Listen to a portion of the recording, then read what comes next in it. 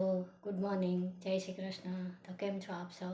તો આજે ચૈત્રી નવરાત્રિનો પહેલો દિવસ છે. તો તમને સૌને નવરાત્રિની ખૂબ ખૂબ શુભેચ્છા. અને માતાજી તમારી ઉપર હંમેશા કૃપા બનાવી રાખે એવી આશા રાખું છું. ઈશ્વર તમને સૌને સુખી રાખે. તો અત્યારે વાગી ગયા છે સવારના 11 વાગી ગયા છે. અને મેં મારું પૂજાનું ને એવું બધું રૂટીન કરી નાખ્યું છે. અને રસોઈ ચાલુ કરી દીધી છે. તો તમને હમણાં દેખાડું.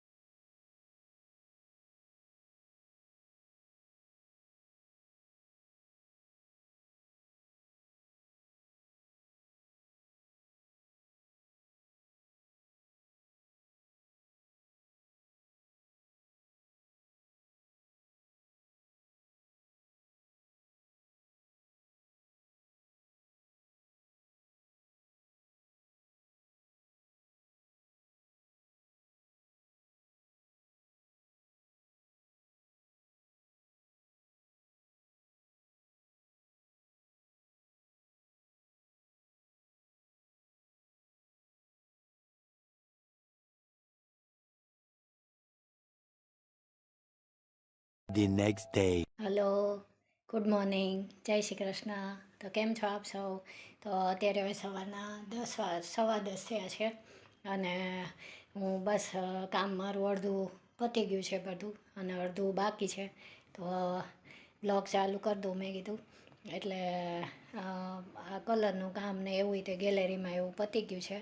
તો એ લોકો થોડીક વાર ગયા છે નીચે, તો તમને દેખાડું. તો જો અહીંયા ગેલેરીમાં થઈ ગયું છે કલર.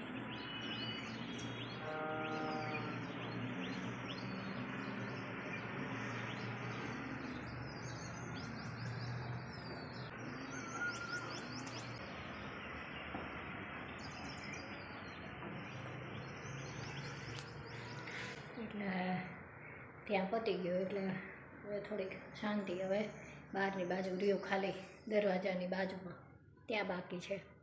અને આ અંદરના રૂમમાં તે જો પતી ગયું છે. બીજો હાથમાં રહી ગયો છે.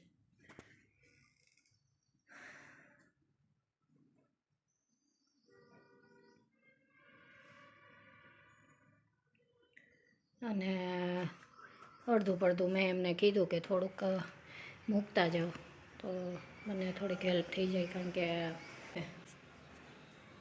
બીરજુ ગયો છે ઓફિસ, એટલે મેં એમને કીધું. તો એણે કબાટને એવું મૂકી દીધું છે. બાકી બધું બાકી છે થોડુંક. એ પછી અમે કાલે કે એમ કાલ પરમદી કે સાંજે થોડોક ટાઈમ કાઢીને કરી નાખશું, 2 જણા થઈને. એટલે જો અહીંયા તે આજે ટેબલે પાછું સાફ કરી નાખ્યું મેં સવારમાં. કારણ કે અહીંયા છે ને થોડાક આમાં કલરના ડાઘ ને એવું બધું પડી ગયું હતું. તો સરખી રીતે લૂઈ નાખ્યું મેં તેલ પાણીને ભેગું કરીને.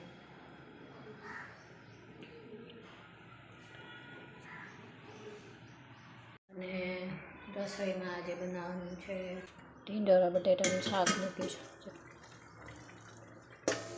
એટલે ચડવા મૂક્યું છે શાક. અને આ બાજુ કઢી થોડીક કરી છે.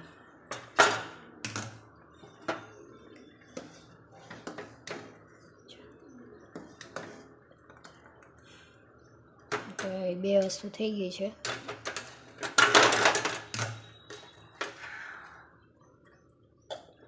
અને અહીંયા રોટલીનો લોટ છે. કૂડો આવી જશે ને એટલે કૂડાને આવવાને થોડીક વાર હશે ને 12:30 જેવું કે એવું થશે ને ત્યારે હું પછી રોટલી કરી નાખીશ. ત્યાં સુધી મારું બીજું કામ કરું. એટલે થોડું ઘણું બાકી છે એ બધું પતાવી દઉં. અને આ રસોઈમાં તે શાક એની રીતે ધીરે ધીરે થયા કરશે. તો બધું કબાટમાં થોડુંક ગોઠવવાનું ને એવું ને મારે જરૂરી જે વસ્તુ હોય એ ને બિરજુના ને કુડુના ને બધા જે જરૂરી કપડાં છે ને બધા એના થેલામાં ભરતી થાઉં છું.